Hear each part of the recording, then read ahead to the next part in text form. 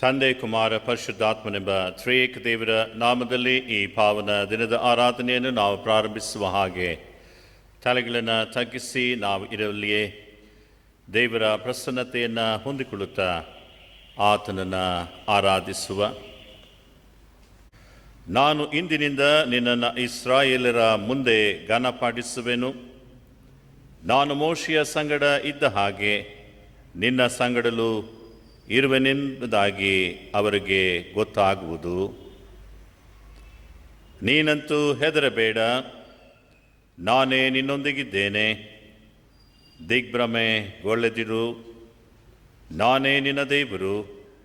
ನಾನು ನಿನ್ನನ್ನು ಬಲಪಡಿಸುತ್ತೇನೆ, ಹೌದು ನಿನಗೆ ಸಹಾಯ ಕೊಡುತ್ತೇನೆ.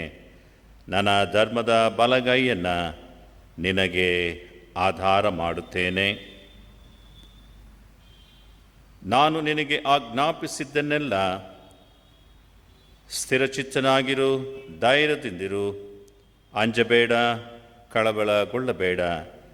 ನೀನು ಹೋಗುವ ಎಲ್ಲ ಸ್ಥಳಗಳಲ್ಲಿ ನಿನ್ನ ದೇವರಾದ ಯೆಹೋವನು ನಿನ್ನ ಸಂಗಡ ಇರುತ್ತಾನೆ.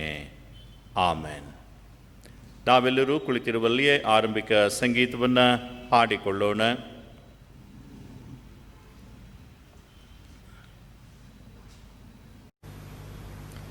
ದೇವರ ನಾಮದ ಮಹಿಮೆಗೋಸ್ಕರವಾಗಿ ಹಾಡಿಕೊಳ್ಳುವ ಸಂಗೀತಗಳಲ್ಲಿ 30ನೆಯ ಸಂಗೀತ, ಭೂಪರಲೋಕ ದೇವರೇ ಸಮಸ್ತ ಕೊಡುವಾತನೇ. ಪ್ರಾರಂಭದ 4 ಚರಣಗಳನ್ನು ಹಾಡಿಕೊಳ್ಳೋಣ.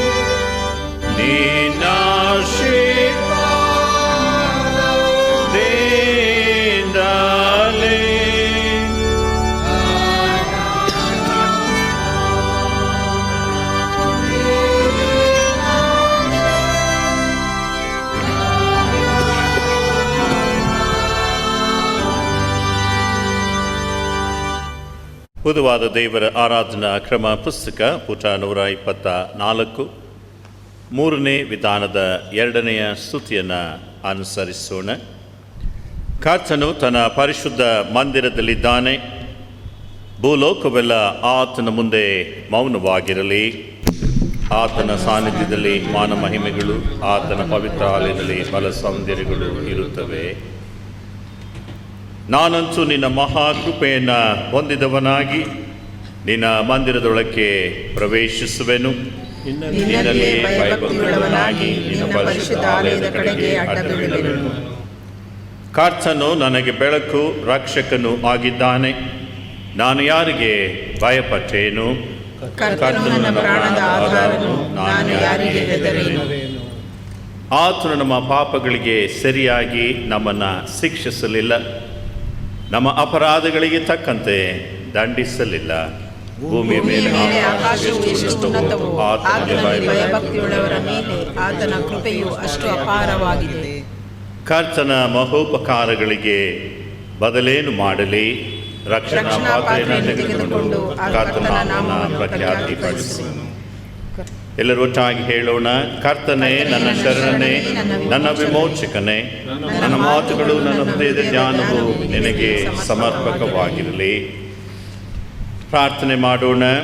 ಸರ್ವಶಕ್ತನಾದ ದೇವರೇ, ನಮ್ಮ ಪರಮ ತಂದೆಯೇ, ನಿನ್ನಲ್ಲಿಯೇ ನಮಗೆ ಮನಃಶಾಂತಿಯು ಸಮಾಧಾನವು ದೊರಕುತ್ತವೆ.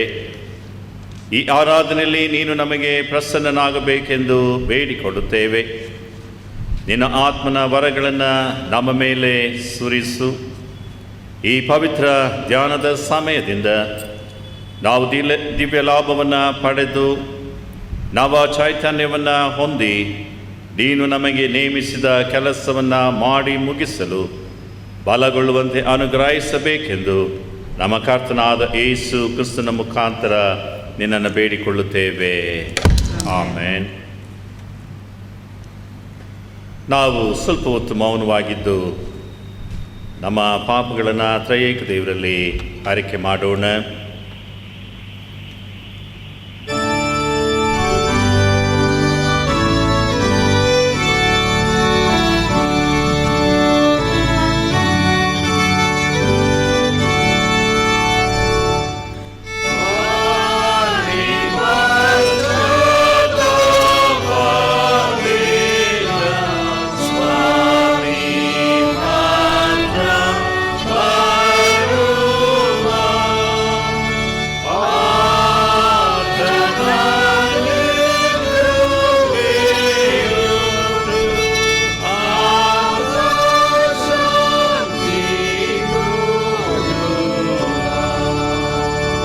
ನಾವೆಲ್ಲರೂ ಒಟ್ಟಾಗಿ 127ನೇ ಪುಟದಲ್ಲಿ ಕಾಣುವಂತಹ ಪಾಪದ ಅರಿಕೆಯನ್ನು ಹೇಳೋಣ. ನಾವು ಬಹಳ ತಪ್ಪು ಮಾಡಿ ಮನೋವಕಾರಗಳಿಂದ ಪಾಪ ಮಾಡಿದ್ದೇವೆಂದು ತಂದೆ, ಕುಮಾರ, ಪವಿತ್ರಾತ್ಮನೆಂಬ ಸರ್ವಶಕ್ತನಾದ ದೇವರಿಗೆ ಅರಿಕೆ ಮಾಡುತ್ತೇವೆ. ಆದ ಕಾರಣ ನಮ್ಮ ಮೇಲೆ ದಯವಿಡುವಂತೆ ದೇವರನ್ನು ಪ್ರಾರ್ಥಿಸುತ್ತೇವೆ.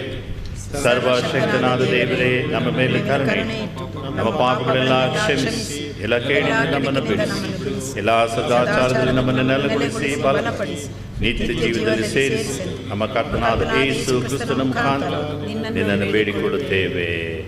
ಆಮೆನ್.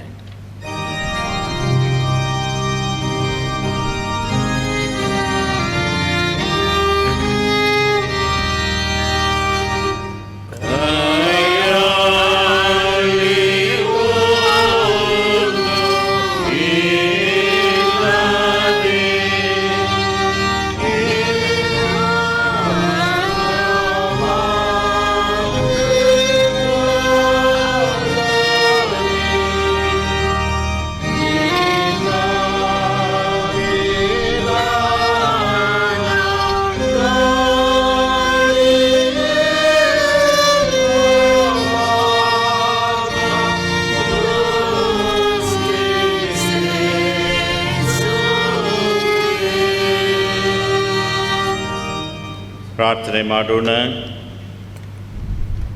ದೇವರೇ, ಸದಾ ಕರುಣೆ ತೋರಿಸುವುದು, ಕ್ಷಮಿಸುವುದು ನಿನ್ನ ಸ್ವಭಾವವೇ ಆಗಿದೆ.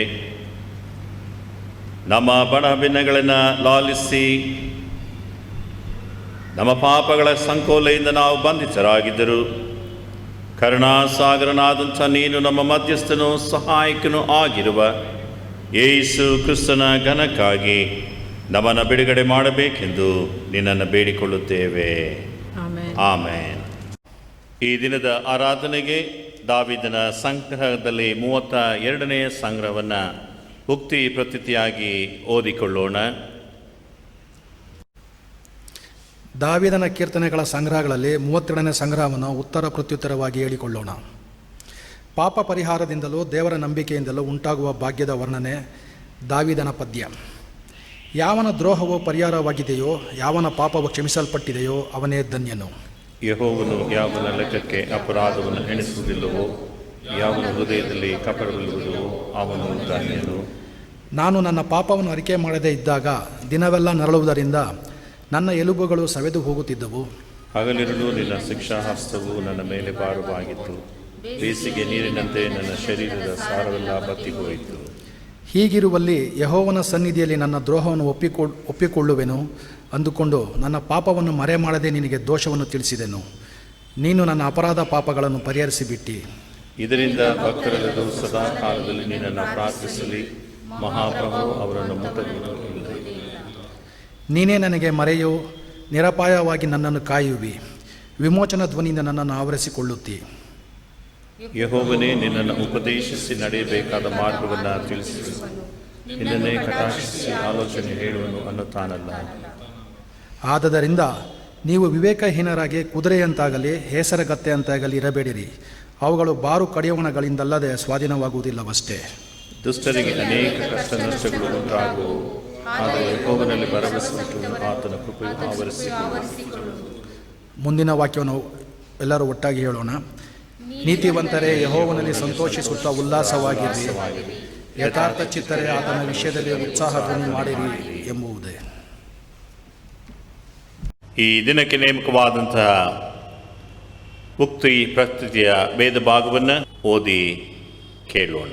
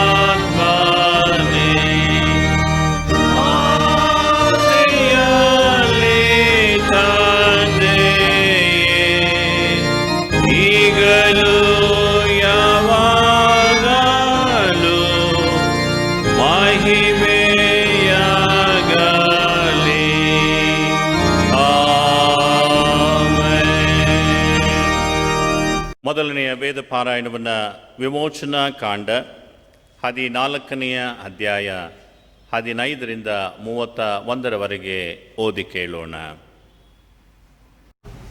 ಈ ಸಭಾ ದಿನಕ್ಕೆ ನೇಮಕವಾದ ಮೊದಲನೇ ವೇದ ಪಾರಾಯಣ ಭಾಗವು ಹಳೆಯ ಒಡಂಬಡಿಕೆಯಲ್ಲಿ ವಿಮೋಚನಾ ಕಾಂಡ ಅಧ್ಯಾಯ 14 ವಚನಗಳು 15ರಿಂದ 31. Exodus chapter 14 versus from 15 to 31. ದೇವರ ವಾಕ್ಯವನ್ನು ಕೇಳೋಣ. ಆಗ ಯೆಹೋವನು ಮೋಶೆಗೆ ಹೇಳಿದ್ದೇನೆಂದರೆ, ನೀನು ನನಗೆ ಇಡುವುದೇನು? ಮುಂದಕ್ಕೆ ಹೊರಡಬೇಕೆಂದು ಇಸ್ರಾಯೇಲರಿಗೆ ಹೇಳು. ಮತ್ತು ನೀನು ನಿನ್ನ ಕೋಲನ್ನು ಎತ್ತಿ ಸಮುದ್ರದ ಮೇಲೆ ಕೈಚಾಚಿ ಅದನ್ನು ವಿಭಾಗಿಸು.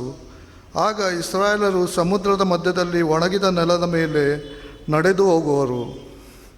ನಾನಂತೂ ಐಗುಪ್ತರ ಹೃದಯಗಳನ್ನು ಕಠಿಣಪಡಿಸುವೆನಾದ್ದರಿಂದ ಅವರು ಇವರ ಹಿಂದೆ ಸಮುದ್ರದೊಳಗೆ ಹೋಗುವರು. ಆಗ ನಾನು ಫರೋಹನಲ್ಲಿಯೂ ಅವನ ಸಮಸ್ತ ಸೈನ್ಯದಲ್ಲಿಯೂ ರಥಗಳಲ್ಲಿಯೂ ಕುದುರೆಗಳಲ್ಲಿಯೂ ಪ್ರಖ್ಯಾತಿಗೊಳ್ಳುವೆನು. ನಾನು ಫರೋಹನಲ್ಲಿಯೂ ಅವನ ರಥಗಳಲ್ಲಿಯೂ ಕುದುರೆಗಳಲ್ಲಿಯೂ ಪ್ರಖ್ಯಾತಿ ಹೊಂದಿದ ನಂತರ ನಾನು ಯೆಹೋವನು ಎಂಬುದನ್ನು ಐಗುಪ್ತರು ತಿಳಿದುಕೊಳ್ಳುವರು ಅಂದನು. ಆಗ ಇಸ್ರಾಯೇಲರ ದಂಡಿನ ಮುಂದೆ ಹೋಗುತ್ತಿದ್ದ ದೇವದೂತನು ತನ್ನ ಸ್ಥಳವನ್ನು ಬಿಟ್ಟು ಅವರ ಹಿಂದಕ್ಕೆ ಬಂದನು. ಅವರ ಮುಂದಾಗಿದ್ದ ಮೇಘಸ್ತಂಭವು ಅಲ್ಲಿಂದ ಬಂದು ಅವರ ಹಿಂದೆ ನಿಂತುಕೊಂಡಿತು. ಆ ಮೇಘಸ್ತಂಭವು ಐಗುಪ್ತರ ಪಾಳೆಯಕ್ಕೂ ಇಸ್ರಾಯೇಲರ ಪಾಳೆಯಕ್ಕೂ ನಡುವೆ ಬಂದು ಐಗುಪ್ತರಿಗೆ ಕತ್ತಲನ್ನು ಉಂಟು ಮಾಡಿದರೂ ಇಸ್ರಾಯೇಲರಿಗೋಸ್ಕರ ರಾತ್ರಿಯನ್ನು ಬೆಳಕು ಮಾಡಿತು. ಆ ರಾತ್ರಿಯೆಲ್ಲ ಒಬ್ಬರ ಹತ್ತಿರಕ್ಕೆ ಒಬ್ಬರು ಬರಲಿಲ್ಲ. ಮೋಶೆ ಸಮುದ್ರದ ಮೇಲೆ ಕೈಚಾಚಿದಾಗ ಯೆಹೋವನು ಆ ರಾತ್ರಿಯೆಲ್ಲ ಮೂಡಣ ದಿಕ್ಕಿನಿಂದ ಬಲವಾದ ಬಿರುಗಾಳಿಯನ್ನು ಬೀಸುವಂತೆ ಮಾಡಿ ಸಮುದ್ರದ ನೀರನ್ನು ಒಂದು ಕಡೆ ನೂಕಿ ಅದರ ತಳದಲ್ಲಿ ಒಣನೆಲವು ಕಾಣಿಸುವಂತೆ ಮಾಡಿದನು. ನೀರು ವಿಭಾಗವಾಯಿತು. ಇಸ್ರಾಯೇಲರು ಸಮುದ್ರದ ಮಧ್ಯದಲ್ಲಿ ಒಣನೆಲದಲ್ಲೇ ನಡೆದು ಹೋದರು. ನೀರು ಅವರ ಎಡಗಡೆ ಬಲಗಡೆಗಳಲ್ಲಿ ಗೋಡೆಯಂತೆ ನಿಂತಿತು.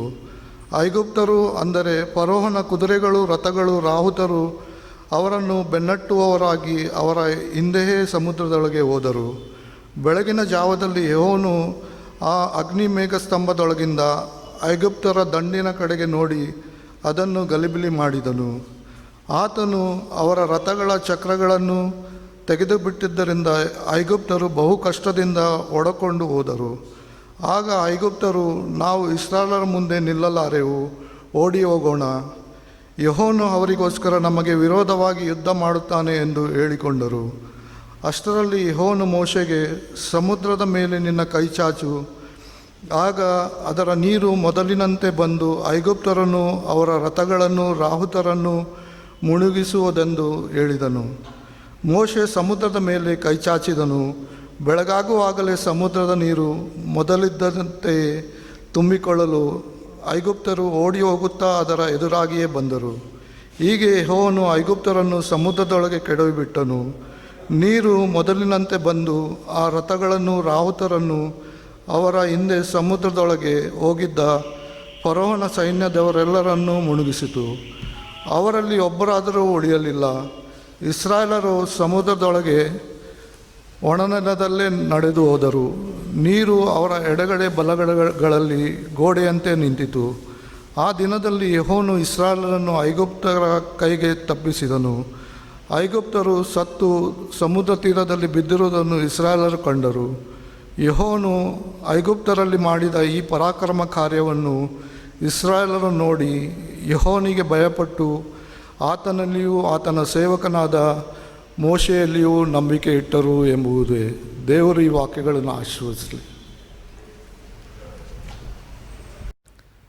ಪತ್ರಿಕಾ ವೇದ ಭಾಗಕ್ಕಾಗಿ ಪೌಲನು ತೀತನಿಗೆ ಬರೆದ ಪತ್ರಿಕೆ ಅಧ್ಯಾಯ 3 ವಚನ 3ರಿಂದ 8ರವರೆಗೆ ಓದಿ ಕೇಳೋಣ. The epistle reading for this Sunday service is taken from St. Paul's letter to Titus, chapter 3, verses from 3 to 8. Let us hear the word of God. For we ourselves were once foolish, disobedient, led astray, slaves to various passions and pleasures, passing our days in malice and envy, hated by others and hating one another. But when the goodness and loving kindness of God our Saviour appeared, He saved us, not because of works done by us in righteousness, but according to His own mercy, by the washing of regeneration and renewal of the Holy Spirit, whom He poured out on us richly through Jesus Christ our Saviour, so that being justified by His grace, we might become heirs according to the hope of eternal life. The saying is trustworthy, and I want you to insist on these things, so that those who have believed in God may be careful to devote themselves to good works. These things are excellent and profitable for people. Here ends the reading. Praise be to God. ನಾವೆಲ್ಲರೂ ಒಟ್ಟಾಗಿ 149ನೆಯ ಕೀರ್ತನೆಯನ್ನು ಹಾಡಿಕೊಳ್ಳೋಣ. ಮನವೇ ಶಾಂತತೆ ಎಂತಿರು ಎನ್ನ ಜನಕನು ಕಾಯುವನು. 149ನೆಯ ಕೀರ್ತನೆ.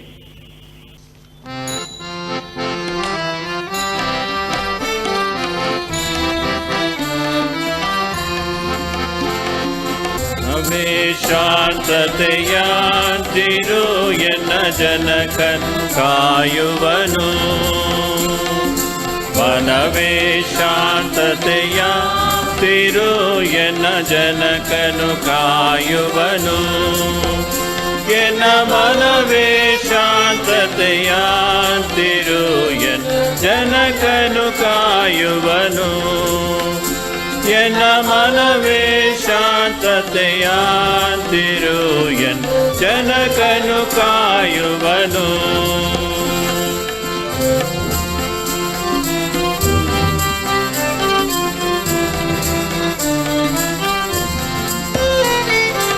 ಅನುಮಾನಿಸದಿರು ಭಯ ಭೀತಿಯ ಘನದೇವರು ಬಿಡನು. ಅನುಮಾನಿಸದಿರು ಭಯ ಭೀತಿಯ ಬಿಡು ಘನದೇವರು ಬಿಡನು. ತನು ರಾಕ್ಷದಿಯನ್ನ ರಕ್ಷಿಸಿದಾತನ್ ಅನಿಶವು ಕಾಯುವನು. ತನು ರಾಕ್ಷದಿಯನ್ನ ರಕ್ಷಿಸಿದಾತನ್ ಅನಿಶವು ಕಾಯುವನು.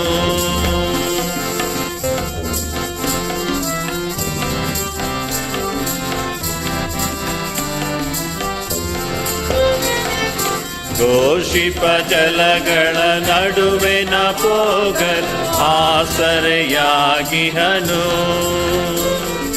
ಘೋಷಿಪ ಜಲಗಳ ನಡುವೆನ ಪೋಗಲ್ ಆಸರೆಯಾಗಿಹನು. ಅವು ದಾಸನ ಮುಳುಗಿಸಲಾರವು ದೇವರು ವಾಸಿಸುವನು ಅಲ್ಲಿಯೂ.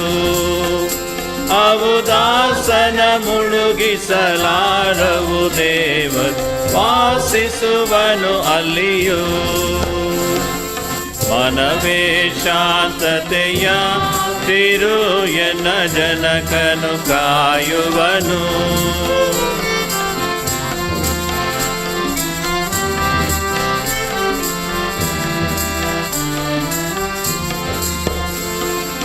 ಉರಿಯುವ ಬೆಂಕಿಯ ನಡುವೆನ ಪೋಗಲು ಕರ್ತನ ನಡುವೆ. ಉರಿಯುವ ಬೆಂಕಿಯ ನಡುವೆನ ಪೋಗಲು ಕರ್ತನ ನಡುವೆ. ಅದು ಉರಿಯನು ತೊರೆದಾಡುವದನ್ ಸೂತರ್ ಪರಶಕ್ತನ ನುತಿಪೆ. ಅದು ಉರಿಯನು ತೊರೆದಾಡುವದನ್ನ ಸೂತ ಪರಶಕ್ತನ ನುತಿಪೆ. ಮನವೇ ಶಾಂತತೆಯ ತಿರು ಎನ್ನ ಜನಕ ಕಾಯುವನು. ಎನ್ನ ಮನವೇ ಶಾಂತತಿರು ಎನ್ನ ಜನಕನು ಕಾಯುವನು.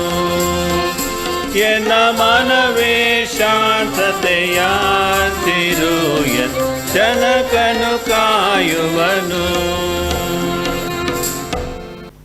ಸುವಾರ್ಥ ವೇದಭಾಗಕ್ಕಾಗಿ ಆದುಕೊಂಡಂತಹ ವೇದಭಾಗ ಯೋಹಾನನು ಬರೆದ ಸುವಾರ್ತೆ ಅಧ್ಯಾಯ 3 ವಚನಗಳು 1 ರಿಂದ 8 ಓದಿ ಕೇಳೋಣ.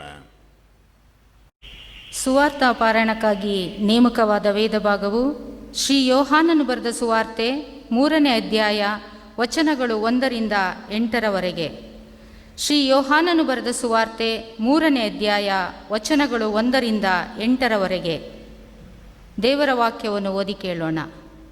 ಫರಿಸಾಯರಲ್ಲಿ ಯಹೂದ್ಯರ ಹಿರಿ ಸಭೆಯವನಾದ ನಿಕೋದೇಮನೆಂಬ ಒಬ್ಬ ಮನುಷ್ಯನಿದ್ದನು. ಅವನು ರಾತ್ರಿಯಲ್ಲಿ ಯೇಸುವಿನ ಬಳಿಗೆ ಬಂದು ಆತನಿಗೆ, ಗುರುವೇ, ನೀನು ದೇವರ ಕಡೆಯಿಂದ ಬಂದ ಬೋಧಕನೆಂದು ಬಲ್ಲೆವು. ನೀನು ಮಾಡುವಂಥ ಈ ಸೂಚಕ ಕಾರ್ಯಗಳನ್ನು ದೇವರ ಸಹಾಯವಿಲ್ಲದೆ ಮಾಡುವುದು ಯಾರಿಂದಲೂ ಆಗದು ಎಂದು ಹೇಳಿದನು. ಅದಕ್ಕೆ ಯೇಸು, ನಾನು ನಿನಗೆ ನಿಜ ನಿಜವಾಗಿ ಹೇಳುತ್ತೇನೆ, ಒಬ್ಬನು ಹೊಸದಾಗಿ ಹುಟ್ಟದಿದ್ದರೆ ಅವನು ದೇವರ ರಾಜ್ಯವನ್ನು ಕಾಣಲಾರನು ಅಂದನು. ನಿಕೋದೇಮನು ಆತನನ್ನು, ಮನುಷ್ಯನು ಮುದುಕನಾದ ಮೇಲೆ ಹುಟ್ಟುವುದು ಹೇಗೆ? ಅವನು ತನ್ನ ತಾಯಿಯ ಗರ್ಭದಲ್ಲಿ ತಿರುಗಿ ಸೇರಿ ಹುಟ್ಟುವುದಾದೀತೆ ಎಂದು ಕೇಳಿದನು. ಅದಕ್ಕೆ ಯೇಸು, ನಾನು ನಿನಗೆ ನಿಜ ನಿಜವಾಗಿ ಹೇಳುತ್ತೇನೆ, ಒಬ್ಬನು ನೀರಿನಿಂದಲೂ ಆತ್ಮನಿಂದಲೂ ಹುಟ್ಟದಿದ್ದರೆ ದೇವರ ರಾಜ್ಯಕ್ಕೆ ಸೇರಲಾರನು. ದೇಹದಿಂದ ಹುಟ್ಟಿದ್ದು ದೇಹವೇ, ಆತ್ಮನಿಂದ ಹುಟ್ಟಿದ್ದು ಆತ್ಮವೇ. ನೀವು ಹೊಸದಾಗಿ ಹುಟ್ಟಬೇಕು ಎಂದು ನಾನು ನಿನಗೆ ಹೇಳಿದ್ದರಿಂದ ಆಶ್ಚರ್ಯಪಡಬೇಡ. ಗಾಳಿಯು ಮನಸ್ಸು ಬಂದ ಕಡೆ ಬೀಸುತ್ತದೆ, ಅದರ ಸಪ್ಪಳವನ್ನು ಕೇಳುತ್ತಿ, ಆದರೆ ಅದು ಎಲ್ಲಿಂದ ಬರುತ್ತದೋ ಎಲ್ಲಿಗೆ ಹೋಗುತ್ತದೋ ನಿನಗೆ ತಿಳಿಯದು. ಆತ್ಮನಿಂದ ಹುಟ್ಟಿದವರೆಲ್ಲರೂ ಅದರಂತೆಯೇ ಎಂಬುದೇ. ಕ್ರಿಸ್ತನೇ, ನಿನಗೆ ಸ್ತೋತ್ರವಾಗಲಿ.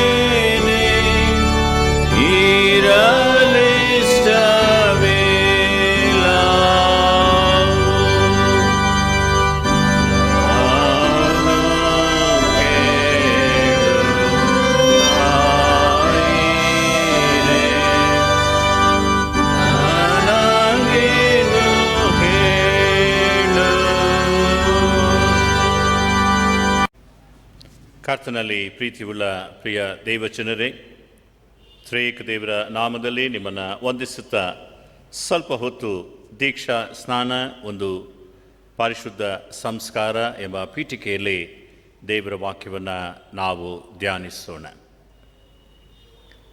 ಅದಕ್ಕಾಗಿ ನಿಮ್ಮ ಮುಂದೆ ಇಡುವಂತಹ ದೇವರ ವಾಕ್ಯ ಈಗ ತಾನೇ ಓದಿ ಕೇಳಿದಂತಹ ಯೋಹಾನನು ಬರೆದ ಸುವಾರ್ತೆ 3ನೇ ಅಧ್ಯಾಯದ 3ನೇ ವಚನ. ಅದಕ್ಕೆ ಯೇಸು, ನಾನು ನಿನಗೆ ನಿಜ ನಿಜವಾಗಿ ಹೇಳುತ್ತೇನೆ, ಒಬ್ಬನು ಹೊಸದಾಗಿ ಹುಟ್ಟದಿದ್ದರೆ ಅವನು ದೇವರ ರಾಜ್ಯವನ್ನು ಕಾಣಲಾರನು ಅಂದನು ಎಂಬುವಂಥದ್ದು. ಕರ್ತನಲ್ಲಿ ಪ್ರೀತಿಯುಳ್ಳ ಪ್ರಿಯ ದೇವಜನರೇ, ಒಂದು ಸಾರಿ ಒಬ್ಬ ವಿಶ್ವಾಸಿ ಮತ್ತೊಬ್ಬ ನಾಮಾಂಕಿತ ಕ್ರೈಸ್ತನನ್ನು ನೋಡಿ ಒಂದು ಪ್ರಶ್ನೆ ಕೇಳಿದನಂತೆ. ಆತನು ಕೇಳುವಾಗ ಆಂಗ್ಲ ಭಾಷೆಯಲ್ಲಿ ಹೀಗೆ ಕೇಳಿದನಂತೆ, ಆರ್ ಯು BA ಎಂಬುದಾಗಿ. ತಕ್ಷಣ ಈ ನಾಮಾಂಕಿತ ಕ್ರೈಸ್ತ ತಲೆಯನ್ನು ಕೆರೆದುಕೊಳ್ಳುತ್ತಾ ಹೇಳಿದಂತೆ, I am sorry, I am 7th standard pass ಅಂತ. ಇದರ ಗೂಢಾರ್ಥ ಏನೆಂಬುದಾಗಿ ನೀವು ಕೇಳಿದರೆ, ವಿಶ್ವಾಸಿ ಅವನನ್ನು ಕೇಳಿದಂತಹ ಪ್ರಶ್ನೆ ಆರ್ ಯು BA ಎಂಬುದಾಗಿ ಕೇಳಿದರೆ ಆರ್ ಯು ಬಾರ್ನ್ ಅಗೇನ್ ಎಂಬುದಾಗಿ. ಅನೇಕ ವೇಳೆಗಳಲ್ಲಿ ಕ್ರೈಸ್ತ ವಿಶ್ವಾಸಿಗಳಾದಂಥ ನಾವು, ಕ್ರೈಸ್ತರು ಎಂಬುದಾಗಿ ಹೇಳಿಕೊಂಡು ನಾಮಾಂಕಿತವಾಗಿ ಜೀವಿಸುವಂಥ ನಾವು ವಿಶ್ವಾಸಿಗಳಿಗಿಂತ ಸ್ವಲ್ಪ ಭಿನ್ನವಾಗಿ ಲೋಕದಲ್ಲಿ ಕಾಣಿಸ್ತೇವೆ. ಎಲ್ಲವನ್ನು ಲೌಕಿಕ ರೀತಿಯಲ್ಲಿಯೇ ನೋಡುವಂಥದ್ದಾಗಿ ಕಂಡುಬರ್ತದೆ. ಅದಕ್ಕೆ ಸಾಮಾನ್ಯವಾಗಿ ನಾನು ಕೇಳುವಂಥದ್ದು, ಕ್ರೈಸ್ತ ವಿಶ್ವಾಸಿಗಳಲ್ಲಿ ನಿಮಗೆ ಎಷ್ಟು ಬರ್ತಡೇಗಳು ಎಂಬುದಾಗಿ. ಸಾಮಾನ್ಯವಾಗಿ ನಮ್ಮ ಉತ್ತರ ಒಂದು ಬರ್ತಡೇ, ಅದರಲ್ಲಿ ಏನು ಆಶ್ಚರ್ಯ ಎಂಬುದಾಗಿ. ಆದರೆ ವಿಶ್ವಾಸಿಗಳಿಗೆ 2 ಬರ್ತಡೇ ಇರ್ತದೆ. ಒಂದು, ಶಾರೀರಿಕವಾಗಿ ನಾವು ತಾಯಿಯ ಗರ್ಭದಿಂದ ಲೋಕಕ್ಕೆ ಬಂದದ್ದು, it's a physical or a biological birth. ಎರಡನೇದಾಗಿ ಆತ್ಮಿಕವಾಗಿ ಹುಟ್ಟುವಂಥದ್ದು. ಈ ಸಣ್ಣ ಪೀಠಿಕೆಯಿಂದ ದೇವರ ವಾಕ್ಯವನ್ನು ನಾವು ಗಮನಿಸೋಣ. How do we understand baptism? What is baptism is all about for us? An outward expression of inner feeling. ಸ್ನಾನ ದೀಕ್ಷೆ ಎಂಬುದಾಗಿ ನೀವು ಹೇಳುವುದಾದರೆ ಆಂತರ್ಯವಾಗಿ ಆಗುವಂತಹ ಕಾರ್ಯವನ್ನು ಬಾಹ್ಯವಾಗಿ ನಾವು ತಿಳಿಯಪಡಿಸುವಂಥದ್ದು. ಅದೃಶ್ಯ ಕೃಪೆಯ ದೃಶ್ಯ ರೂಪ ಎಂಬುದಾಗಿಯೂ ಸಹ ನಾವು ಅದನ್ನು ಹೇಳ್ಬೋದು. ಆದರೆ ಈ ಪರಿಶುದ್ಧ ಸಂಸ್ಕಾರವಾದಂತಹ ಈ ಬ್ಯಾಪ್ಟಿಸಮ್ ಈ ರೋಮನ್ ಕ್ಯಾಥಲಿಕ್ ಸಭೆಗಳಲ್ಲಿ ನೋಡುವುದಾದರೆ ಅವರಲ್ಲಿ ಸುಮಾರು 7 ಸಂಸ್ಕಾರಗಳನ್ನು ನಾವು ಗಮನಿಸ್ತೇವೆ. ಆದರೆ ಪ್ರಾಟೆಸ್ಟೆಂಟ್ ಸಭೆಗಳಲ್ಲಿ, CSI ಸಭೆಗಳಲ್ಲಿ ಕೇವಲ 2. ಒಂದು ದೀಕ್ಷಾ ಸ್ನಾನ, ಇನ್ನೊಂದು ಕರ್ತನ ರಾತ್ರಿ ಭೋಜನ ಸಂಸ್ಕಾರ. ಇವೆರಡು ನಮ್ಮನ್ನು ಆಧ್ಯಾತ್ಮಿಕವಾಗಿ ನಡೆಸುವಂತಹ ಪರಿಶುದ್ಧವಾದಂತಹ ಸಂಸ್ಕಾರಗಳಾಗಿರ್ತದೆ. ಆದರೆ ಇದನ್ನು ತರ್ಕವಾದಿಗಳು ತಮಗೆ ಸಮಯೋಚಿತವಾದಂಥ ರೀತಿಯಲ್ಲಿ ಇದನ್ನು ರೂಪಿಸಿ ವ್ಯಾಖ್ಯಾನಿಸುವಂಥದ್ದು, ಪ್ರಬೋಧಿಸುವಂಥದ್ದು ಸಹ ಈ ದಿನಮಾನಗಳಲ್ಲಿ ನಾವು ಗಮನಿಸ್ತೇವೆ. ದ ಮೋಡ್ ಆಫ್ ಬ್ಯಾಪ್ಟಿಸಮ್, ಸ್ನಾನ ದೀಕ್ಷೆಯನ್ನು ನಾವು ಹೊಂದುವಾಗ ನೀರನ್ನು ಚಿಮುಕಿಸುವುದು ಎಂಬುದಾಗಿ ಹೇಳ್ತಾರೆ, ಮುಳುಗಿಸುವುದು ಎಂಬುದಾಗಿ ಹೇಳ್ತಾರೆ, ಅಥವಾ ದೊಡ್ಡವರ ದೀಕ್ಷಾ ಸ್ನಾನ, adult baptism. Whether it is a child baptism or a sprinkle baptism or infant baptism or adult baptism or immersion, ಅದರಲ್ಲಿ ಯಾವ ಭಿನ್ನವುಗಳು ಇಲ್ಲ ಪ್ರಿಯರೇ. ಬದಲಾವಣೆ ಎಲ್ಲಿ ಬರ್ತದೆ ಅಂದರೆ ಆಂತರ್ಯವಾಗಿ ಆಗುವಂತಹ ಬದಲಾವಣೆ ಬಹಳ ಮುಖ್ಯವಾಗಿ ನಾನು ಹಾಗೂ ನಾವುಗಳು ಗಮನಿಸಬೇಕಾದಂಥ ಒಂದು ವಿಶೇಷವಾಗಿರ್ತದೆ. ಹಾಗೆ ದೀಕ್ಷಾ ಸ್ನಾನ ಮಾಡಿಸಿಕೊಂಡಂತಹ ದೇವಜನರಾದಂಥ ನಮಗೆ ದೇವ ಸೇವಕರುಗಳು ಅಥವಾ ಬಿಷಪ್ಗಳು ನಮ್ಮನ್ನು ಸ್ನಾನ ದೀಕ್ಷೆ ಕೊಟ್ಟು ಎತ್ತಿದ ನಂತರ ನಮ್ಮ ಹಣೆಯ ಮೇಲೆ ಒಂದು ಚಿಹ್ನೆಯನ್ನು ಹಾಕ್ತಾರೆ. ಅದೇ ಈ ಶಿಲುಬೆಯ ಗುರುತಾಗಿರ್ತದೆ. ಈ ಗುರುತು ನಿನ್ನನ್ನು ಎಲ್ಲಿವರೆಗೆ ತೆಗೆದುಕೊಂಡು ಹೋಗ್ತಿದೆ ಅಂದರೆ, ನೀನು ನಿರೀಕ್ಷಿಸುತ್ತಾ ಇರುವಂತಹ ಆ ಶಾಶ್ವತವಾದಂತಹ ಪರಲೋಕದ ಜೀವಿತಕ್ಕೆ ನಿನ್ನನ್ನು ಅದು ನಡೆಸುವಂಥದ್ದಾಗಿರ್ತದೆ. ಇದು ಚಿಹ್ನೆ ಹಾಗೂ ಸಾಧನ, ಎನ್ ಇನ್ವಿಸಿಬಲ್ ಸಿಂಬಲ್. ಆದರೆ ದಿನಮಾನಗಳು ಬರ್ತವೆ. ಈಗ ಹೇಗೆ ನಾವು ನಮ್ಮ ಸಂಬಳಗಳನ್ನು ATM ಮೂಲಕ ತೆಗೆದುಕೊಳ್ತೇವೋ ಹಾಗೆ ಒಂದು ದಿನ ಬರ್ತದೆ. ಕ್ರಯ ವಿಕ್ರಯ ಎಂಬುದಾಗಿ ನಾವು ಪ್ರಕಟಣೆಗಳ ಗ್ರಂಥದಲ್ಲಿ ಓದ್ತೇವೆ. ಅಲ್ಲಿ ಹೋಗಿ ನಿಂತು ನಿನಗೆ ನೇಮಿತವಾದಂತಹ 4 ಸಂಖ್ಯೆಗಳನ್ನು ಹಾಕುವುದಾದರೆ ನೀನು ಯಾವ ಸಂಖ್ಯೆ ಎಷ್ಟು ಹಣ ಬೇಕೆಂಬುದಾಗಿ ಕೇಳ್ತೀಯೋ ಅಷ್ಟು ಹಣವನ್ನು ಅದು ಪಾವತಿ ಮಾಡ್ತದೆ. ಆದರೆ ಈಗ ನಿಮ್ಮ ಮೇಲೆ, ಹಣೆ ಮೇಲೆ ಇರುವಂತಹ ಈ ಚಿಹ್ನೆ ನನ್ನನ್ನು ಹಾಗೂ ನಿಮ್ಮನ್ನು ಪರಲೋಕಕ್ಕೆ ನಡೆಸುವಂಥದ್ದಾಗಿರ್ತದೆ. ಇದು ನನ್ನ ಪುಣ್ಯಕಾರ್ಯದಿಂದ ಬಂದಂಥದ್ದಲ್ಲ, ನನ್ನ ಸ್ವಾರ್ಥದಿಂದ ಬಂದಂಥದ್ದಲ್ಲ. ಇದು ಕೇವಲ ದೇವರ ಕೃಪೆಯಿಂದಲೇ ನಾವುಗಳು ಹೊಂದಿಕೊಂಡವರಾಗಿ ಕಂಡುಬರ್ತೇವೆ. ವಿಮೋಚನಾ ಕಾಂಡ 14ನೇ ಅಧ್ಯಾಯ 21ನೇ ವಚನ 22ನೇ ವಚನವನ್ನು ನೀವು ಗಮನಿಸುವುದಾದರೆ,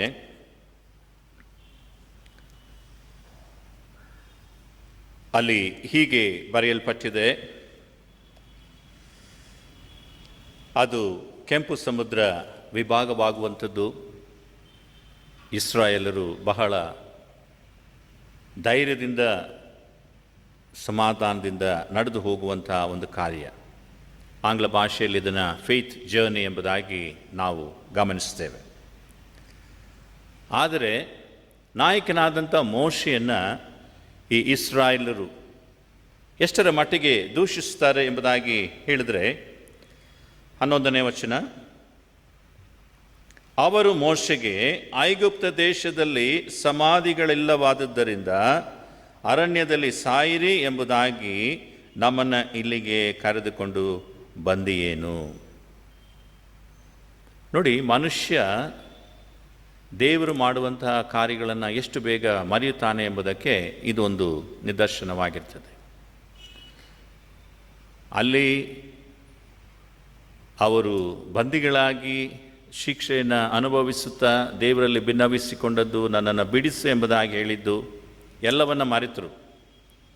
ಮೋಶೆ ಕೊಟ್ಟಂಥ ಊಟವನ್ನು, ದೇವರ ಮೂಲಕವಾಗಿ ಬಂದಂಥ ಆಶೀರ್ವಾದವನ್ನು ಮರೆತರು.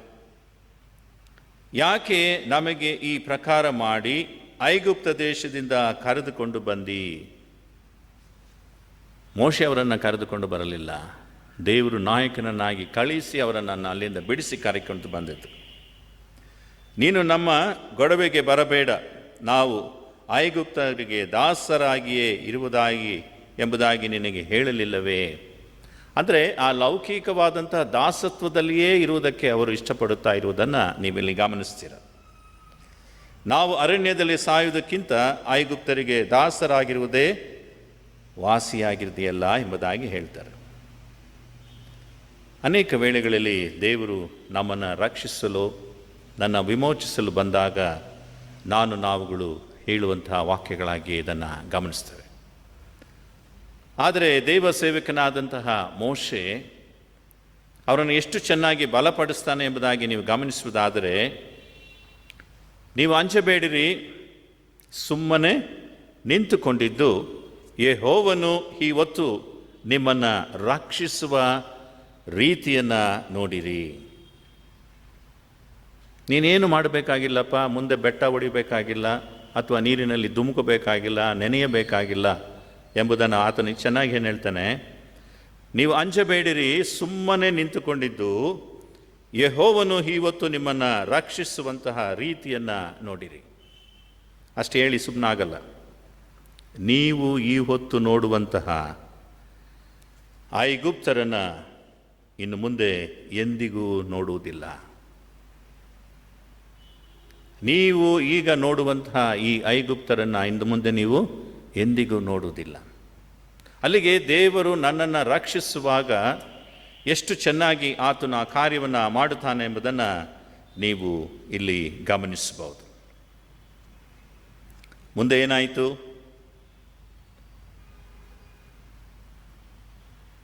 ದೇವರು ಮೋಶೆಗೆ ಹೇಳ್ತಾನೆ, ಮೋಶೆ ನಿನ್ನ ಆ ಕೋಲನ್ನು ಚಾಚು, ನೀನು ನಿನ್ನ ಕೋಲನ್ನು ಎತ್ತಿ ಸಮುದ್ರದ ಮೇಲೆ ಕೈ ಚಾಚಿ ಅದನ್ನು ವಿಭಾಗಿಸು. ದೇವರಿಗೆ ವಿಧೇಯನಾದಂಥ ಮೋಶೆಯ ಕಾರ್ಯವನ್ನು ಮಾಡ್ತಾನೆ.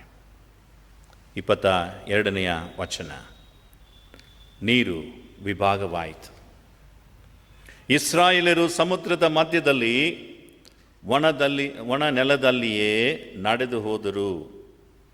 ನೀರು ಅವರ ಎಡಗಡೆ ಬಲಗಡೆಗಳಲ್ಲಿ ಗೋಡೆಯಂತೆ ನಿಂತಿತು. ನಮ್ಮ ದೇವರು ಎಲ್ಲವನ್ನು ಮಾಡಲು ಶಕ್ತನಾಗಿದ್ದಾನೆ. ಇದು ಐಗುಪ್ತರ ಮಧ್ಯೆ ನಡೆದಂತಹ ಅದ್ಭುತ ಕಾರ್ಯ. ಆದರೆ ಇಸ್ರಾಯೇಲರ ಮಧ್ಯದಲ್ಲಿ ನಡೆದಂತಹ ಕಾರ್ಯ, ಕ್ಷಮಿಸಿ, ಆದರೆ ಐಗುಪ್ತ ಜನರ ಮಧ್ಯದಲ್ಲಿ ಏನಾಯಿತು? ಒಂದು ತಳಮಳ. ಆಗ ದೇವರ ವಾಕ್ಯ ಬಹಳ ಚೆನ್ನಾಗಿ ಹೇಳ್ತಿದ್ದೆ. ಆಗ ಐಗುಪ್ತರು, ನಾವು ಇಸ್ರಾಯೇಲರ ಮುಂದೆ ನಿಲ್ಲಲಾರೆವು, ಓಡಿ ಹೋಗೋಣ, ಯೆಹೋವನು ಅವರಿಗೋಸ್ಕರ ನಮ್ಮ ವಿರೋಧವಾಗಿ ಯುದ್ಧ ಮಾಡುತ್ತಾನೆ ಎಂದು ಹೇಳಿಕೊಂಡರು. ನಾನು ಯಾವಾಗಲೂ ಒಂದು ವಾಕ್ಯ ಹೇಳ್ತೇನೆ, ಯಾಕೋಬ 4:8, ನೀನು ಯೆಹೋವನ ಬಳಿಗೆ ಬರುವುದಾದರೆ ಯೆಹೋವನು ನಿಮ್ಮ ಬಳಿಗೆ ಬರ್ತಾನೆ. ನನ್ನ ಮಕ್ಕಳನ್ನು ನಾನು ಸಂರಕ್ಷಿಸುತ್ತೇನೆ ಎಂಬುದಾಗಿ ಹೇಳಿದ ದೇವರು ಇಲ್ಲಿ ಆ ದೊಡ್ಡ ಸಮೂಹವಾದಂಥ ಐಗುಪ್ತರನ್ನು ಬಿಡಿಸಿದ್ದನ್ನು ನಾವು ನೋಡ್ತೇವೆ.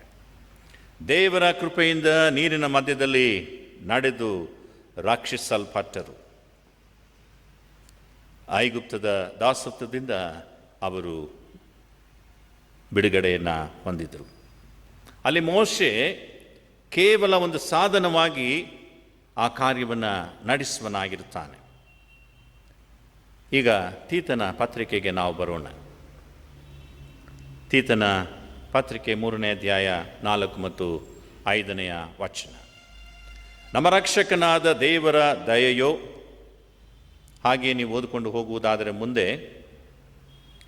ಪುನರ್ಜನ್ಮವನ್ನು ಸೂಚಿಸುವಂತಹ ಸ್ನಾನದ ಮೂಲಕವಾಗಿ ಪವಿತ್ರಾತ್ಮನು ನಮ್ಮಲ್ಲಿ ನೂತನ ಸ್ವಭಾವವನ್ನು ಉಂಟು ಮಾಡಿ ರಕ್ಷಿಸಿದ್ದನು ಎಂಬುದಾಗಿ ಆ ವಾಕ್ಯ ಕಂಪ್ಲೀಟ್ ಆಗ್ತದೆ.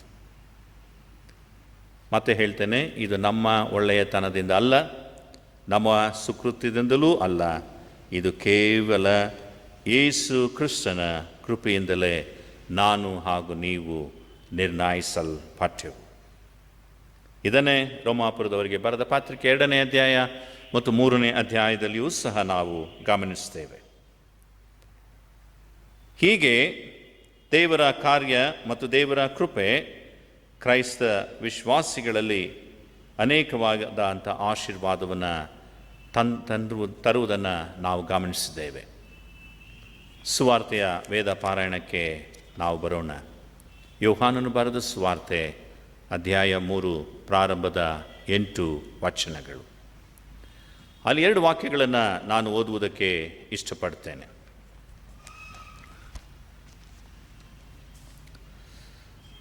ಇಲ್ಲಿ ನೋಡಿ ಪ್ರಿಯರೇ, ಯೋಹಾನನು ಬರೆದ ಸುವಾರ್ತೆ 3ನೇ ಅಧ್ಯಾಯದ 1ನೇ ವಚನ.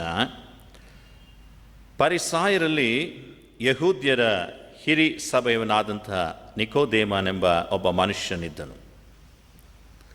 ಅವನು ನೋಡಿ ಯೇಸು ಸ್ವಾಮಿಯ ಬಳಿಗೆ ಯಾವ ಸಮಯದಲ್ಲಿ ಬರ್ತಾನೆ ಅಂದರೆ, ಅವನು ರಾತ್ರಿಯಲ್ಲಿ ಯೇಸುವಿನ ಬಳಿಗೆ ಬಂದು, ಯಾಕೆ ರಾತ್ರಿ ಆರಿಸಿಕೊಂಡ? ನಾನು ಫರಿಸಾಯದವನು, ನಾನು ವೇದ ಗ್ರಂಥವನ್ನು ಅರಿತಿರುವನು, ಸಮಾಜದಲ್ಲಿ ನನಗೆ ಒಂದು ಸ್ಥಾನ ಉಂಟು.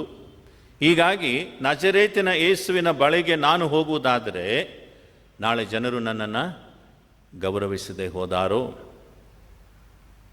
ಮಧ್ಯರಾತ್ರಿ ಆತನು ಬಂದು ಕೇಳುವಂಥದ್ದನ್ನು ನೋಡ್ರಿ. ಗುರುವೇ, ನೀನು ದೇವರ ಕಡೆಯಿಂದ ಬಂದ ಬೋಧಕನೆಂದು ಬಲ್ಲೆವು. ನೀನು ಮಾಡುವಂಥ ಈ ಸೂಚಕ ಕಾರ್ಯಗಳು ದೇವರ ಸಹಾಯವಿಲ್ಲದೆ ಮಾಡುವುದು ಯಾರಿಂದಲೂ ಆಗದು ಎಂದು ಹೇಳಿದನು. ಅಲ್ಲಿಗೆ ಆತನಿಗೆ ಚೆನ್ನಾಗಿ ಗೊತ್ತು, ಈತನು ಸುತನೇ, ದೇವ ತನೆಯನೇ, ವಿಮೋಚಕನೇ, ನಿಮ್ಮನ್ನು ವಿಮೋಚಿಸಲು ಬಂದವನೇ ಎಂಬುದಾಗಿ. ಆದರೆ ಲೌಕಿಕವಾಗಿರುವುದರಿಂದ ಆ ಒಂದು ರಿಯಾಲಿಟಿಯ ಲೈಫನ್ನು ಆತನು ಅಕ್ಸೆಪ್ಟ್ ಮಾಡುವುದಿಲ್ಲ. ಮುಂದೆ ಅವರಿಬ್ಬರ ಮದುವೆ ನಡುವಂತಹ ಕಾರ್ಯವನ್ನು ನೋಡ್ರಿ. ಅದಕ್ಕೆ ಯೇಸು, ನಾನು ನಿನಗೆ ನಿಜ ನಿಜವಾಗಿ ಹೇಳುತ್ತೇನೆ, ಒಬ್ಬನು ಹೊಸದಾಗಿ ಹುಟ್ಟದಿದ್ದರೆ ಅವನು ದೇವರ ರಾಜ್ಯವನ್ನು ಕಾಣಲಾರನು ಅಂದನು. ನಿಕೋದೇಮನು ಯೇಸು ಸ್ವಾಮಿಯನ್ನು ನೋಡಿ ಹೇಳ್ತಾನೆ, ಮನುಷ್ಯನು ಮುದುಕನಾದ ಮೇಲೆ ಮತ್ತೆ ಹುಟ್ಟುವುದು ಹೇಗೆ? ಅವನು ತನ್ನ ತಾಯಿಯ ಗರ್ಭದಲ್ಲಿ ತಿರುಗಿ ಸೇರಿ ಹುಟ್ಟುವುದಾದೀತೆ ಎಂಬುದಾಗಿ ಅವನೊಂದು ರೀತಿ ಲೌಕಿಕವಾಗಿಯೇ ಮಾತನಾಡುವುದನ್ನು ಗಮನಿಸ್ತೇವೆ. ಅದಕ್ಕೆ ಯೇಸು, ನಾನು ನಿನಗೆ ನಿಜ ನಿಜವಾಗಿ ಹೇಳುತ್ತೇನೆ, ಒಬ್ಬನು ನೀರಿನಿಂದಲೂ ಆತ್ಮದಿಂದಲೂ ಹುಟ್ಟದಿದ್ದರೆ ದೇವರ ರಾಜ್ಯಕ್ಕೆ ಸೇರಲಾರನು. ದೇಹದಿಂದ ಹುಟ್ಟಿದ್ದು ದೇಹವೇ, ಆತ್ಮನಿಂದ ಹುಟ್ಟಿದ್ದು ಆತ್ಮವೇ. ಈ ವಾಕ್ಯವನ್ನು ಸ್ವಲ್ಪ ಗಮನಿಸಿ. ದೇಹದಿಂದ ಹುಟ್ಟಿದ್ದು ದೇಹವೇ, ಆತ್ಮನಿಂದ ಹುಟ್ಟಿದ್ದು ಆತ್ಮವೇ. ಅಲ್ಲಿಗೆ ನನ್ನ ಮೊದಲನೆಯ ಜನ್ಮ ಅದು ದೇಹದಿಂದ ನನಗೆ ಬರಲ್ಪಟ್ಟಿದ್ದು. ನಾನು ತಾಯಿಯ ಗರ್ಭದಲ್ಲಿ ಇರುವಾಗ ನನ್ನ ಸುತ್ತಲೂ ಇದ್ದದ್ದು ನೀರು. ಹಾಗೆ ನಾನು ಹೊರ ಬಂದ ಮೇಲೆ ನಾನು ಆತ್ಮನಿಂದಲೂ ಸಹ ಆಶೀರ್ವಾದವನ್ನು ಪಡೆಯಬೇಕು. ಹಾಗೆ ದೇವರ ಕಾರ್ಯವನ್ನು ನೀವು ಗಮನಿಸಿಕೊಂಡು ಬರುವುದಾದರೆ, ಆದಾಮ ಅವ್ವ ದೇವರಿಗೆ ಅವಿಧೇಯರಾಗಿ ಪಾಪ ಮಾಡಿ ದೇವರ ಸ್ವಾರೂಪ್ಯವನ್ನು ಕಳೆದುಕೊಂಡರು. ಅದನ್ನು ನಾವು ಹೇಳ್ತೇವೆ ಒರಿಜಿನಲ್ ಇಮೇಜ್, ಒರಿಜಿನಲ್ ಗಿಲ್ಟ್ ಎಂಬುದಾಗಿಯೂ ಸಹ ನಾವು ಹೇಳ್ತೇವೆ. ದೇವರ ಮಾನ ಮಹಿಮೆಗಳಿಂದ ಆತನು ನಮ್ಮನ್ನು ಇಚ್ಛಿದನು, ಅದನ್ನು ನಾವು ನಮ್ಮ ಒಂದು ಅವಿಧೇಯತ್ವದಿಂದ ಕಳೆದುಕೊಂಡೆವು. ಈಗ ನಾವು ನೋಡುವಂತಹ ಮತ್ತೊಂದು ಕಾರ್ಯ ಏನು ಎಂಬುದಾಗಿ ನೀವು ಗಮನಿಸುವುದಾದರೆ, ಯೇಸು ಹೊಸದಾಗಿ ಹುಟ್ಟಲು ಮಾತ್ರ ಕರೆ ನೀಡಿದ. ಆದರೆ ನಿಕೋದೇಮನು ಮುದುಕನಾದ ಮೇಲೆ ತಾಯಿಯ ಗರ್ಭದಲ್ಲಿ ಹೇಗೆ ಸೇರಿಸುವುದು ಎಂಬುದಾಗಿ ಕೇಳಿದಾಗ ಆತನು ಹೇಳುವಂಥದ್ದು ದೈಹಿಕ ಜನನದ ಬಗ್ಗೆ. ಆದರೆ ಇಲ್ಲಿ ಸ್ವಾಮಿ ಅಪೇಕ್ಷಿಸುತ್ತಿರುವುದು ಆತ್ಮಿಕವಾದಂಥದ್ದು. ಅದನ್ನೇ ನಾನು ಜುಲೈ 1ನೇ ತಾರೀಕು ನಿಮ್ಮ ಮುಂದೆ ಇಟ್ಟಂತಹ ವೇದ ವಾಕ್ಯ. ಆಲಯಕ್ಕೆ ಬರುವಾಗ ನಾವು ಯಾವ ರೀತಿಯಲ್ಲಿ ಬರುತ್ತೇವೆ? ದೈಹಿಕ ಜನನದ ಮೂಲಕ ಪಾಪ ಸ್ವಭಾವವನ್ನು ನಾವು ವಿಸರ್ಜಿಸಿ ನೂತನ ಸ್ವಭಾವವನ್ನು ಹೊಂದಿಕೊಳ್ಳಬೇಕು. ವಿಜ್ಞಾನದ ಪ್ರಕಾರ ಒಂದು ಮಗು ತಾಯಿಯ ಗರ್ಭದಿಂದ ನೀರಿನಿಂದ ಆವೃತವಾಗಿರುತ್ತದೆ.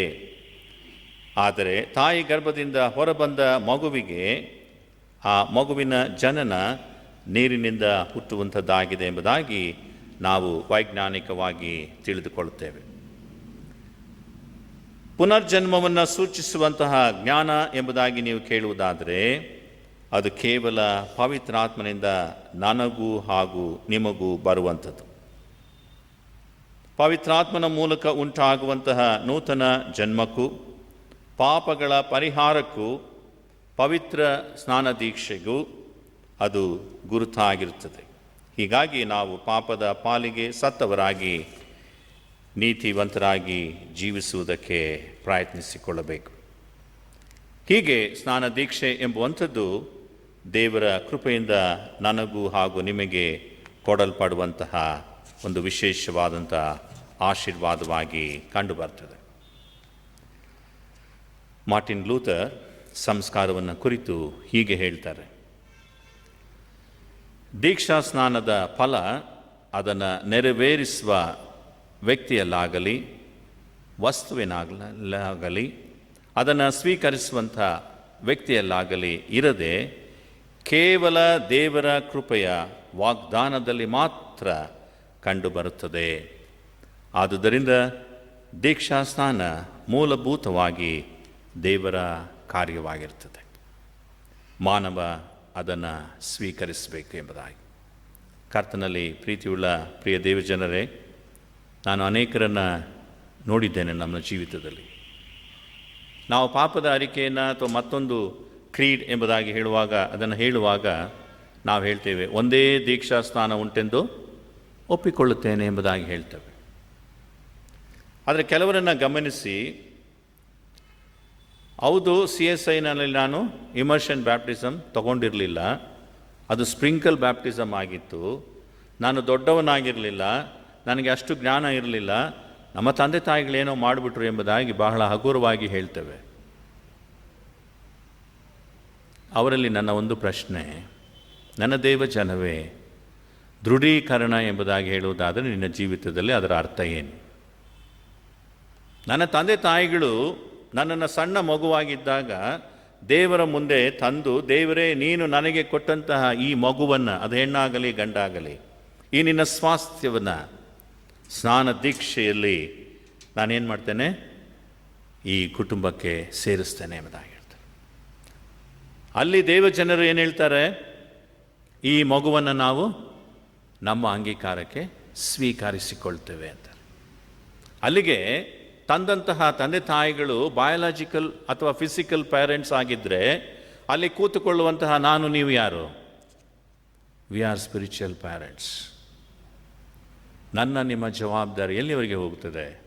ಆ ಮಗನು ಅಥವಾ ಆ ಮಗಳು ಕರ್ತನನ್ನು ತನ್ನ ಸ್ವಂತ ರಕ್ಷಕನನ್ನಾಗಿ ಅಂಗೀಕರಿಸುವವರೆಗೂ ನಿಮ್ಮ ಹಾಗೂ ನನ್ನ ಜವಾಬ್ದಾರಿ ಆ ಮಗುವಿನ ಮೇಲಿರ್ತದೆ.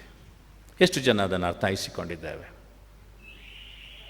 ಸ್ನಾನ ದೀಕ್ಷೆ ಎಂಬುದಾಗಿ ಹೇಳುವುದಾದರೆ ಅದನ್ನು ಎಷ್ಟು ಅರ್ಥಗರ್ಭಿತವಾಗಿ ನಾನು ಹಾಗೂ ನೀವು ಮಾಡ್ತೇವೆ. ಮತ್ತು ಒಂದು ವಿಷಯವನ್ನು ಹೇಳಿ ನಾನು ಮುಗಿಸ್ತೇನೆ. ಆದಾಮನ ವಂಶಕ್ಕೆ ಸೇರಿದಂತಹ ನಾವು ದೇವರ ಸೃಷ್ಟಿಯಾಗಿದ್ದೇವೆ. ಅದು ದೇಹದಿಂದ ಬಂದದ್ದು. ದೇಹದಿಂದ ಬಂದಿದ್ದರೆ ಅದಕ್ಕೆ ಪಾಪಮಯವಾದಂಥ ಕಾರ್ಯಗಳು ಇದ್ದೇ ಇರಬೇಕು ಅಲ್ವರ? ಆವಾಗಲೇ ನಾವು ಓದಿದ್ವಿ ಅದನ್ನ ಬಗ್ಗೆ. ಆದ್ದರಿಂದ ಮಗುವಿಗೆ ಸ್ನಾನ ದೀಕ್ಷೆಯನ್ನು ಕೊಡುವಾಗ ದೇವ ಸೇವಕರುಗಳು ಒಂದು ಪ್ರಾರ್ಥನೆಯನ್ನು ಮಾಡ್ತಾರೆ. ಆ ಪ್ರಾರ್ಥನೆಯನ್ನು ಮುಂದೆ ಇಡ್ತೇನೆ ನೋಡಿ. ಎಲ್ಲ ಮನುಷ್ಯರಂತೆಯೇ ಪಾಪದಲ್ಲಿ ಹುಟ್ಟಿರುವ ಈ ಮಗುವಿಗೋಸ್ಕರ ನಿನ್ನನ್ನು ಪ್ರಾರ್ಥಿಸುತ್ತೇವೆ. ಇಲ್ಲಿ ಬೋಧಕರು ಮಾಡ್ತಿರ್ತಾರೆ, ಅಲ್ಲಿ ವಿಶ್ವಾಸಿಗಳು ಅವರು ಸಹ ಅದೇ ರೀತಿಯಾದಂಥ ಪ್ರಾರ್ಥನೆಯನ್ನು ಆ ಮಗುವಿಗೂ ತಂದೆ ತಾಯಿಗಳಿಗೂ ಮಾಡ್ತಿರ್ತಾರೆ. ಅಲ್ಲಿಗೆ ಈ ದೀಕ್ಷಾ ಸ್ನಾನ ಎಂಬುವಂಥದ್ದು ಎಷ್ಟು ಪರಿಶುದ್ಧವಾದಂಥ ಸಂಸ್ಕಾರ ನೋಡಿ. ಮುಂದೆ ಆ ಪ್ರಾರ್ಥನೆ ಹೀಗೆ ಹೋಗ್ತೈತೆ, ಈ ಮಗುವನ್ನು ಕಟಾಕ್ಷದಿಂದ ನೋಡಿ ನಿನ್ನ ಮಕ್ಕಳೆಂದು ಅಂಗೀಕರಿಸಿಕೊಳ್ಳಬೇಕೆಂದು ಬೇಡಿಕೊಳ್ತೇವೆ. ಅಲ್ಲಿಗೆ ಶಾರೀರಿಕವಾದಂಥ ಮಗು ಹೊಸದಾಗಿ ಹುಟ್ಟಿ ಈಗೇನಾಗುತ್ತೆ, ಅದು ಆತ್ಮೀಕವಾದಂತಹ ಮಗುವಾಗಿ ಮಾರ್ಪಡ್ತಿದೆ. ಹಾಗೆ ಮಾರ್ಪಟ್ಟಂಥ ಮಗುವೇ ನಾನು ಹಾಗೂ ನೀವು. ಹಾಗೆ ಮಾರ್ಪಟ್ಟಂತಹ ಮಗು ಈ ದಿನ ಏನು ಮಾಡಬೇಕು? ಅನೇಕರನ್ನು ದೈಹಿಕ ಮಗುವಿಂದ ಆತ್ಮಿಕ ಮಗುವಾಗಿ ಪರಿವರ್ತಿಸುವುದಕ್ಕೆ ನಾನು ನೀವು ಶ್ರಮಿಸಬೇಕು. ಇದನ್ನೇ ದೇವರು ನನ್ನಿಂದ ನಿಮ್ಮಿಂದ ಅಪೇಕ್ಷಿಸುವನಾಗಿದ್ದಾನೆ. ಬನ್ನಿ ಪ್ರಿಯರೇ, ಈ ಸ್ನಾನ ದೀಕ್ಷೆಯನ್ನು ಅರ್ಥೈಸಿಕೊಂಡಂತಹ ನಾನು ನೀವು, ಸಂಕ್ಷಿಪ್ತವಾಗಿ ತಿಳಿದುಕೊಂಡಂತಹ ನಾವು ಸ್ನಾನ ದೀಕ್ಷೆಯ ಫಲವನ್ನು ಅನೇಕರಿಗೆ ಹಂಚೋಣ. ಅನೇಕರನ್ನು ದೇವರ ಕಡೆಗೆ ನಡೆಸುವಂತಹ ದೇವರ ಮೂಲಕವಾದಂಥ ಒಂದು ಸಾಧನವಾಗಿ ಕಾರ್ಯವನ್ನು ಪಡೋಣ. ದೇವರು ಈ ವಾಕ್ಯಗಳನ್ನು ಆಶೀರ್ವದಿಸಲಿ. ಆಮೆನ್. ನಾವೆಲ್ಲರೂ ನಾವು ನಂಬಿರುವಂತಹ ಅಪೊಸ್ತಲರ ವಿಶ್ವಾಸ ಸೂತ್ರವನ್ನು ಆಯ್ಕೆ ಮಾಡೋಣ. ಪುಟ 128, ಪುದುವಾದ ಪುಸ್ತಕದಲ್ಲಿ 128. ಪರಲೋಕ ಭೂಲೋಕಗಳನ್ನು ಸೃಷ್ಟಿಸಿದ ಸರ್ವಶಕ್ತನಾಗಿರುವ ತಂದೆಯಾದ ದೇವರನ್ನು ನಂಬುತ್ತೇನೆ. ಆತನ ಏಕಕುಮಾರನಾಗಿರುವ ನಮ್ಮ ಪ್ರಭುವಾದ ಯೇಸು ಕ್ರಿಸ್ತ ನಂಬುತ್ತೇನೆ. ಈತನ ಪರಿಶುದ್ಧಾತ್ಮನಿಂದ ಕನ್ಯಾಮರಿಯಲ್ಲಿ ಧರಿಸಲ್ಪಟ್ಟು ಆಕೆಯಲ್ಲಿ ಹುಟ್ಟಿ ಒಂತಿ ಪಿಲಾತನ ಅಧಿಪತ್ಯದಲ್ಲಿ ಶ್ರಮೆ ಹೊಂದಿ ಶಿಲ್ಬೆಗೆ ಜಡೆಯಲ್ಪಟ್ಟು ಸತ್ತು ಹೂಣಲ್ಪಟ್ಟು ಪಾತಾಳಕ್ಕೆ ಇಳಿದು ಮೂರನೇ ದಿವಸದಲ್ಲಿ ಸತ್ತವರಿಗಿಂದ ಎದ್ದು ಪರಲೋಕಕ್ಕೆ ಏರಿ ಹೋಗಿ ಸರ್ವಶಕ್ತನಾಗಿರುವ ತಂದೆಯಾದ ದೇವರ ಫಲಪಾಶದಲ್ಲಿ ಕುಳಿತುಕೊಂಡಿರುತ್ತಾನೆ.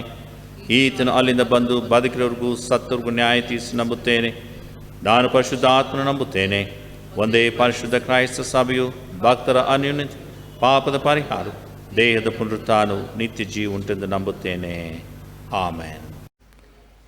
ಮದುವೆಯ ಪ್ರಕಟಣೆಯನ್ನು ನಮ್ಮ ದೇವಾಲಯದ ಸೂಚನಾ ಫಲಕದಲ್ಲಿ ಹಾಕಲಾಗಿದೆ. ಸಭೆಯವರು ದಯಮಾಡಿ ಅದನ್ನು ಗಮನಿಸಿ. ವಧುವರರಾದಂತಹ doctor J Sushil Kumar, son of Mr J Devakumar and Mrs J Mary Sunitha, ಹಾಗೂ ಮದುಮಗಳು doctor A Joyce Christina, daughter of Mr D Anandaraj and Mrs Asha Anandaraj, ಈ ವಧುವರರಿಗಾಗಿ ಪ್ರಾರ್ಥಿಸುವಂತೆ ಈ ಮೂಲಕ ವಿನಂತಿಸಿಕೊಳ್ಳುತ್ತೇವೆ. ನಿರ್ಗಮನಕ್ಕಾಗಿ ಹಾಡಿಕೊಳ್ಳುವ ಸಂಗೀತ 106. ಲಕ್ಷಾಂತರ ಧನವ ಅರ್ಪಿಸಿಕೊಟ್ಟರೂ ಪಾಪಿಷ್ಟ ಮನ ಶುದ್ಧಿಯ ಹೊಂದಲಿಕ್ಕಾಗದು.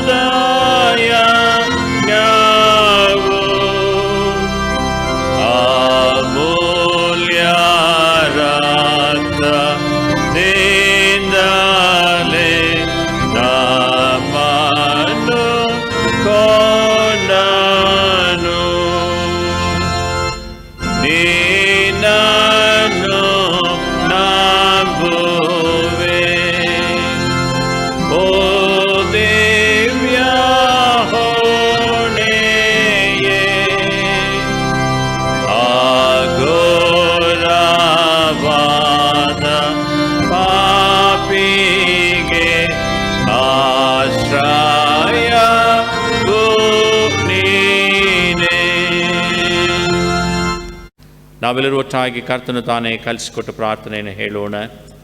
ಪರಲೋಕದಲ್ಲಿರುವ ನಮ್ಮ ತಂದೆಯೇ, ನಾವು ಪರಿಶುದ್ಧವನ್ನು ಎಣಿಸಲ್ಪಡಲಿ, ರಾಜ್ಯವು ಬರಲಿ, ನಿಶ್ಚಿತವು ಪರಲೋಕದಲ್ಲಿ ನೆರವೇರುವ ಪ್ರಕಾರ ಭೂಲೋಕದಲ್ಲಿಯೂ ನೆರವೇರಲಿ. ನಮ್ಮ ಅನುದಿನದ ಆಹಾರವನ್ನು ದಯ ಪಾಲಿಸಿ, ನಮಗೆ ತಪ್ಪು ಮಾಡಿದ್ರು ನಾವು ಕ್ಷಮಿಸಿದ ನಮ್ಮ ತಪ್ಪುಗಳನ್ನು ಕ್ಷಮಿಸಿ, ಅದನ್ನು ಶೋಧನೆಗಳು ಸೇರಿಸಿ ಕೇಳಿಂದ ತಪ್ಪಿಸಿ, ರಾಜ್ಯವು ಬಲವು ಮಹಿಮೆಯು ನಿನ್ನದೇ. ಆಮೆನ್. ಪ್ರಾರ್ಥನೆ. ಪರಿಶುದ್ಧ ಸಂಸ್ಕಾರ, ದೀಕ್ಷಾ ಸ್ನಾನ ಎಂಬುದರ ಮೂಲಕ ದೈಹಿಕವಾಗಿ ಜನಿಸಿದಂಥ ನಮ್ಮನ್ನು ಆತ್ಮೀಕ ಮಕ್ಕಳಾಗಿ ಪರಲೋಕದ ಸಂಸ್ಥಾನಕ್ಕೆ ಸ್ವಾಮಿ ನೀನು ನಮ್ಮನ್ನು ಅಂಗೀಕರಿಸಿದ್ದಕ್ಕೋಸ್ಕರವಾಗಿ ನಾವು ನಿನ್ನನ್ನು ವಂದಿಸುತ್ತೇವೆ. ಪ್ರತಿ ಸಾರಿ ನಾವು ನಿನ್ನ ಪಾದ ಸನ್ನಿಧಿಗೆ ಬರುವಾಗಲೂ ವಿವಿಧ ರೀತಿಯಲ್ಲಿ ನಮ್ಮ ನಿರ್ಬಲಾವಸ್ಥೆಯನ್ನು ತೆಗೆದು ನಿನ್ನ ಪರಿಶುದ್ಧ ಆತ್ಮನ ಸಹಾಯವನ್ನು ನಮ್ಮಲ್ಲಿ ಇರಿಸಿ ನಮ್ಮನ್ನು ಬಲಪಡಿಸಿ ಕಾದು ನಡೆಸುತ್ತಾ ಬಂದಿರುವುದಕ್ಕೋಸ್ಕರವಾಗಿ ನಾವು ನಿನ್ನನ್ನು ವಂದಿಸುತ್ತೇವೆ. ನೀನು ನಮ್ಮೊಂದಿಗೆ ಮಾತನಾಡಿದ್ದಕ್ಕೋಸ್ಕರವಾಗಿ ನಿನಗೆ ಸ್ತೋತ್ರ ಹೇಳುತ್ತೇವೆ. ಮೇಲೂ ಸ್ವಾಮಿ, ಈ ವಾರದಲ್ಲಿ ತಮ್ಮ ಜನ್ಮದಿನಗಳನ್ನು, ಮದುವೆ ವಾರ್ಷಿಕೋತ್ಸವಗಳನ್ನು ಆಚರಿಸುವಂಥವರು, ನಿನ್ನ ಸ್ವಹಸ್ತದಿಂದ ಅನೇಕ ಫಲಿತಾಂಶಗಳನ್ನು, ಮುಖ್ಯವಾಗಿ SSLC ರಿಸಲ್ಟ್ಸನ್ನು ಹೊಂದಿದಂಥ ಮಕ್ಕಳು, ಅವರಿಗೆ ನೀನು ಕೊಟ್ಟಂಥ ಜ್ಞಾನ ವಿವೇಕಕ್ಕೋಸ್ಕರವಾಗಿಯೂ ಅವರ ಪರಿಶ್ರಮ, ಶಿಕ್ಷಕ ವೃಂದದಿಂದ ಅವರು ಹೊಂದಿದಂಥ ಆಶೀರ್ವಾದ, ತಂದೆ ತಾಯಿಗಳ ಒಂದು ಸಹಾಯ, ನಡೆಸುವಿಕೆ, ಕೃಪೆ, ಎಲ್ಲದಕ್ಕೆ ನೀನು ಕೊಟ್ಟಂಥ ಪ್ರತಿಫಲವನ್ನು ನೆನೆದು ನಿನ್ನನ್ನು ಸ್ತೋತ್ರಿಸುತ್ತೇವೆ. ಅದೇ ನಿಟ್ಟಿನಲ್ಲಿ ಸ್ವಾಮಿ, ನಿವೃತ್ತಿಯನ್ನು ಉತ್ತೀರ್ಣರಾಗದೇ ಇರುವಂಥ ಮಕ್ಕಳನ್ನು ಸ್ವಾಮಿ ನೆನೆದು ನಾವು ನಿನ್ನನ್ನು ಸ್ತೋತ್ರಿಸುತ್ತೇವೆ. ಹೇರಳವಾದಂಥ ಜ್ಞಾನವನ್ನು ಅವರಿಗೆ ಕೊಡು. ಮುಂಬರುವ ದಿನಗಳಲ್ಲಿ ಅವರೂ ಸಹ ಉತ್ತೀರ್ಣರಾಗಿ ಉಜ್ವಲವಾದಂಥ ಭವಿಷ್ಯವನ್ನು ರೂಪಿಸಿಕೊಳ್ಳುವಂತೆ ಕೃಪೆ ಮಾಡು. ನಮಗೆ ಅರಿವಾಗದೇ ಇರುವಂಥ ಎಲ್ಲ ದೇವಜನರನ್ನು ಸ್ವಾಮಿ ನೀನು ಮುಟ್ಟಿ ಆಶೀರ್ವಾದಿಸು. ವೃದ್ಧಾಪ್ಯದಲ್ಲಿ ಬರುವಂಥ ಎಲ್ಲ ನಿರ್ಬಲಾವಸ್ಥೆಯಲ್ಲಿ ನಿನ್ನ ಬಲವನ್ನು ಬೇಡುತ್ತೇವೆ. ಕೃಪೆ ಮಾಡು, ಬಲವನ್ನು ನೀಡು ಸ್ವಾಮಿ. ಈ ಆರಾಧನೆಯಲ್ಲಿ ಅನೇಕ ರೀತಿಯಲ್ಲಿ ಸಹಕರಿಸಿದಂಥ ಎಲ್ಲ ಸಹೋದರ ಸಹೋದರಿಯರಿಗೋಸ್ಕರವಾಗಿ, ಅವರ ಕುಟುಂಬಕ್ಕೋಸ್ಕರವಾಗಿ ನಾವು ಪ್ರಾರ್ಥಿಸುತ್ತೇವೆ. ಕೋವಿಡ್-19 ಒಂದು ಬೇನೆಯಲ್ಲಿಯೂ ಸ್ವಾಮಿ ನಿನಗೋಸ್ಕರ, ನಿನ್ನ ನಾಮದ ಮಹಿಮೆಗೋಸ್ಕರ ಎಲ್ಲವನ್ನ ತೊರೆದು ನಿನ್ನ ನಾಮದ ಮಹಿಮೆಯ ಆಶೀರ್ವಾದವನ್ನು ಹೊಂದಿಕೊಳ್ಳುವುದಕ್ಕೋಸ್ಕರವಾಗಿ ಸಹಾಯಿಸಿದಂಥವ್ರನ್ನ, ಈ ಮಾಧ್ಯಮದ ಮೂಲಕ ಅನೇಕರಿಗೆ ದೇವರ ಕಾರ್ಯವನ್ನು ಮುಟ್ಟಿಸುವುದರಲ್ಲಿ ಪ್ರಯತ್ನಿಸಿದವರನ್ನು ಸ್ವಾಮಿ ನೀನು ಆಶೀರ್ವಾದಿಸು. ಇಡೀ ಸಭೆಯನ್ನು ಆಶೀರ್ವದಿಸು. ಸಭೆಯಲ್ಲಿರುವಂಥ ಎಲ್ಲ ಸದಸ್ಯರನ್ನು ಆಶೀರ್ವದಿಸು. ವಿಶೇಷಿತ ರೀತಿಯಲ್ಲಿ ಹಿರಿಯರಿಗೋಸ್ಕರವಾಗಿ ಪ್ರಾರ್ಥಿಸುತ್ತೇವೆ. ನಿನ್ನ ಗಾಯವುಳ್ಳ ಹಸ್ತ ಅವರ ಮೇಲೆ ಸದಾ ಕಾಲವಿರಲಿ ಸ್ವಾಮಿ. ಆಶೀರ್ವಾದವಾಗಿ ಕುಟುಂಬದಲ್ಲಿ ನೀನು ಅವರನ್ನು ಕೊಟ್ಟಿದ್ದೀಯಲ್ಲ, ಅವರಿಗೆ ಬೇಕಾದಂಥ ಆದರಣೆ, ಬಲ, ಸಹಾಯವನ್ನು ನೀಡು. ಮದುವೆಗಾಗಿ ತಮ್ಮನ್ನು ಸಿದ್ಧ ಮಾಡಿಕೊಳ್ಳುತ್ತಾ ಇರುವಂಥ ಮಕ್ಕಳಿಗೋಸ್ಕರವಾಗಿಯೂ ತಂದೆ ತಾಯಿಗಳಿಗೋಸ್ಕರವಾಗಿಯೂ ಈ ಸಂದಿಗ್ಧ ಪರಿಸ್ಥಿತಿಯಲ್ಲಿ ಸ್ವಾಮಿ ಅನೇಕ ಅಡಚಣೆಗಳ ಮಧ್ಯದಲ್ಲಿ ನೀನೇ ಅವರಿಗೆ ಸಹಾಯಕವಾಗಿದ್ದು ಅವರನ್ನು ನಾಡಿಸಿ ಅವರನ್ನು ಆಶೀರ್ವಾದಿಸೆಂಬುದಾಗಿ ನಾವು ಬೇಡುತ್ತೇವೆ. ಘನಮಾನ ಸ್ತುತಿ ಸ್ತೋತ್ರ ನೀನೊಬ್ಬನೇ ಹೊಂದಿಕೊಂಡು ನಮ್ಮನ್ನು, ನಮ್ಮ ಜೀವಿತಗಳನ್ನು ನಿನ್ನ ನಾಮದ ಮಹಿಮೆಯಲ್ಲಿ ಆಶೀರ್ವಾದಿಸೆಂಬುದಾಗಿ ತ್ರಿಯೇಕ ದೇವರ ನಾಮದಲ್ಲಿ ಬೇಡಿ ಹೊಂದಿದ್ದೇವೆ. ಆಮೆನ್. ತ್ರಿಯೇಕ ದೇವರ ಆಶೀರ್ವಾದವನ್ನು ಹೊಂದಿಕೊಳ್ಳೋಣ. ಶಾಶ್ವತ ಲೋಕದಲ್ಲಿ ನಿತ್ಯ ನಿವಾಸಿಯಾಗಿರುವಂಥ ತಂದೆ ದೇವರ ಪ್ರೀತಿ, ನಮ್ಮೆಲ್ಲರ ಕುಟುಂಬದ ಒಡೆಯನಾದಂಥ ಯೇಸು ಕ್ರಿಸ್ತನ ಕರುಣೆ ಮತ್ತು ಸದಾಕಾಲ ನಮ್ಮ ಸಂಗಡವಿದ್ದು ಸಂಭ್ರಮ ಸಡಗರದಲ್ಲಿ ಆತನ ಕೃಪಾ ಆಶೀರ್ವಾದವನ್ನು ನಮ್ಮದಾಗಿಸಿ ನಡೆಸುತ್ತಾ ಇರುವಂಥ ಪರಿಶುದ್ಧ ಆತ್ಮನ ಸಹವಾಸ ನಡೆಸುವಿಕೆ ಕೃಪೆ ನಿಮ್ಮೆಲ್ಲರ ಸಂಗಡ ಸದಾ ಕಾಲವಿದ್ದು ಆತನ ನಾಮದ ಮಹಿಮೆಗೆಂದೇ ನಿಮ್ಮೊಬ್ಬೊಬ್ಬರನ್ನೂ ಸಹ ಭದ್ರವಾಗಿ ಕಾದು ನಡೆಸುವಂತಾಗಲಿ. ಆಮೆನ್.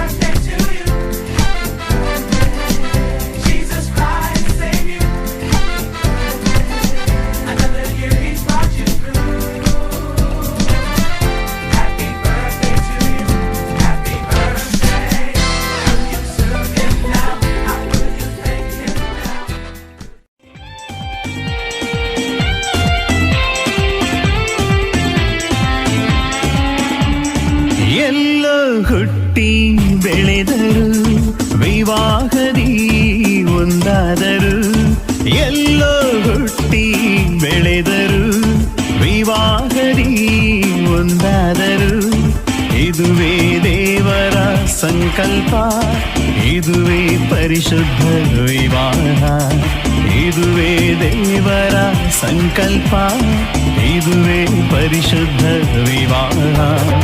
ಇವರ ಬಾಳೆಲ್ಲ ಸಂತೋಷ